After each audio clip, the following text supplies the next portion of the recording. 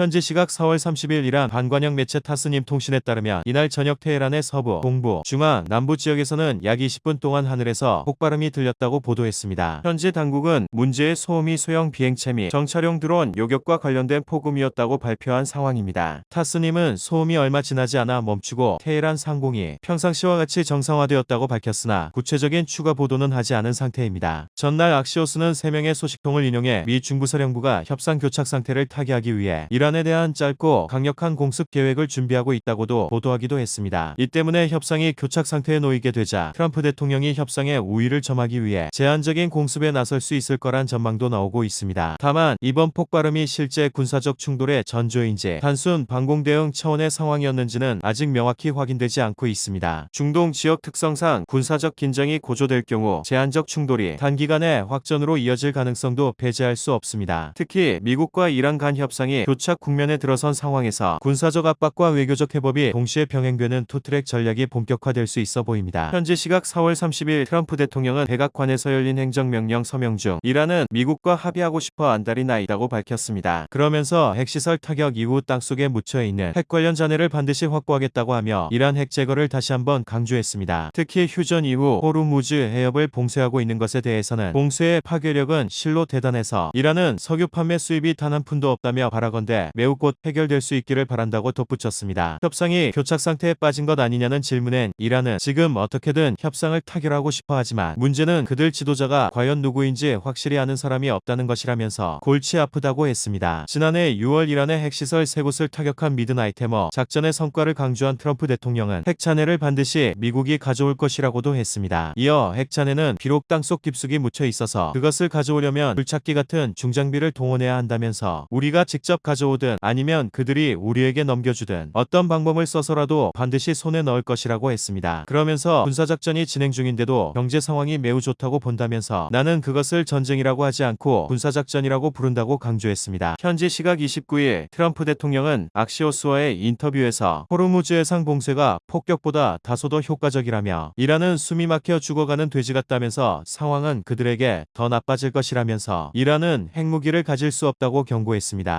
그러면서 호르무즈 해상 봉쇄로 이란의 원유 수출길이 막히면서 석유 저장 시설과 송유관이 폭발 직전의 상태가 됐다고 덧붙이기도 했습니다. 악시오스는 3명의 소식통을 인용해 미 중부사령부가 협상 교착 상태를 타개하기 위해 이란에 대한 짧고 강력한 공습 계획을 준비하고 있다고도 보도하기도 했습니다. 소식통은 트럼프 대통령이 현재 봉쇄 유지를 주요 협상 수단으로 보고 있으나 이란이 여전히 굴복하지 않을 경우 군사 행동을 고려할 방침이라고 전했습니다. 이 같은 발언은 단순한 수사적 압박을 넘어 실제 군사 옵션을 병행하는 전략이 될 수도 있습니다. 특히 호르무즈 해협 봉쇄가 장기화될 경우 글로벌 원유 공급망 전반의 충격이 불가피한 만큼 국제 유가 변동성과 금융시장 불안도 동시에 확대될 가능성도 있습니다. 미국이 해상 통제권을 지렛대로 삼아 협상 우위를 확보하려는 의도가 분명하지만 이란이 강경 대응에 나설 경우 국지전이 전면 충돌로 확산될 수 있다는 점이 이번 사태의 분수령이 될 전망입니다. 현지 시각 28일 트럼프 대통령은 트루스 소셜을 통해 이란이 방금 우리에게 그들이 붕괴 상태에 처해 있다고 알려왔다고 밝혔습니다. 그러면서 그들은 해결을 시도하면서 우리가 가능한 한 빨리 호르무즈 해협을 개방할 것을 원하고 있다고 강조했습니다. 다만 트럼프 대통령이 언급한 이란의 붕괴 상태가 구체적으로 어떤 상황을 의미하는지 또 이란의 공식적인 정부 채널로부터 통보받은 것인지 등은 확인되지 않은 상태입니다. 이런 가운데 미국의 호르무즈 역봉쇄 조치가 효과를 나타내고 있는 것으로 알려졌습니다. 현지 시각 27일 월스트리트 저널에 따르면 전현직 이란 당국자들을 인용해 미군이 이란 항구로 들어오는 빈 유조선을 차단하고 수출용 선박의 출항을 막으면서 이란 내 원유 저장 탱크가 가득 차고 있다고 보도했습니다. 원유 감산을 피하기 위해 이미 유조선을 활용 중이지만 이마저도 부족해 전례 없는 수단을 동원하고 있다는 겁니다. 당국자들은 이란이 남부의 원유 생산 및 물류 거점인 아흐바즈와 아살루에 등지에서 컨테이너는 물론 상태가 불량해 버려졌던 폐탱크까지 활용해 원유를 보관하고 있다고 말했습니다. 트럼프 대통령의 호르무즈 역봉쇄 조치로 사실상 이란 경제가 아사 상태에 놓이면서 미국과 이란의 휴전 협상에서 주도권을 가져오려는 트럼프 대통령의 전략이 효과를 내고 있는 것으로 보입니다. 현지 시각 28일 이스라엘군은 레바논 남부 칸타라 마을에서 헤즈볼라의 대형 공격용 터널 2곳을 발견해 폭파했다고 밝혔습니다. 이스라엘은 해당 터널이 이란의 직접적인 지도로 건설됐다고 했습니다.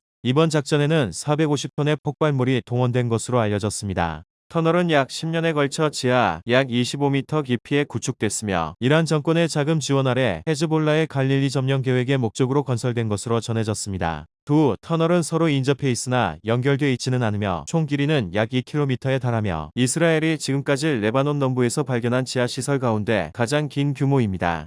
이스라엘군은 이 시설들이 2024년 전투 당시 라브 알 팔라신과 마이스 알자발 지역에서 확인된 지하 터널망의 일부라고 했습니다. 이스라엘군은 헤즈볼라가 지하 땅굴에 수백 명의 군을 집결시킨 뒤 이스라엘 마을을 공격하기 위한 출격 거점으로 활용하려 했던 것으로 보고 있습니다. 터널 내부에는 요원들의 장기간 체류를 위한 다수의 무기와 생활 장비가 있었고 한 터널에는 2층 침대 여러 개가 놓인 방 10여 개가 갖춰져 있었습니다. 특히 터널에는 이스라엘을 겨냥한 로켓 발사대와 이를 지상으로 쏘아 올릴 수 있는 수직 통로도 있었습니다. 아랍에미리트가 오펙을 비롯한 오펙 플러스를 탈퇴한다고 선언한 건 오펙 체제에 불만을 가져왔던 미국의 승리를 의미한다는 분석이 잇따르고 있습니다. 실제로 트럼프 대통령은 미국이 중동 오펙 회원국들의 안보를 지켜주는 동안 그들이 유가를 높게 유지하고 있다며 오랜 기간 오펙을 공개적으로 비판해왔습니다. 실제로 로이터 통신은 UAE의 오펙 탈퇴는 2018년 유엔 총회연설에서 오펙이 유가를 올려 전 세계를 착취하고 있다고 비난한 트럼프 대통령의 승리를 의미한다라고 평가했습니다.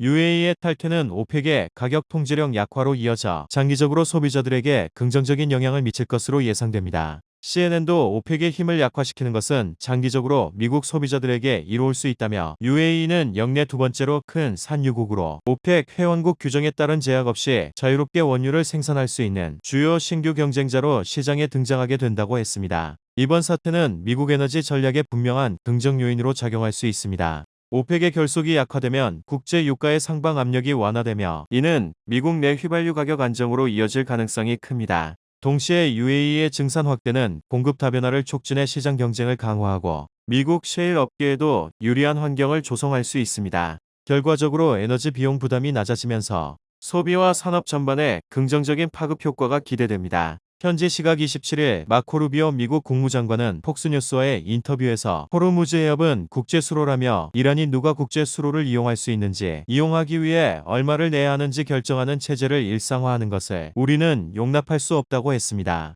루비오 장관은 그 이란인들은 다시 다른 이란인들과 협상해야 하고 무엇에 합의할 수 있을지 그들이 무엇을 제안할 수 있는지 어디까지 할 수 있는지 심지어 누구를 만날지까지도 내부 협의를 거쳐야 한다고도 했습니다.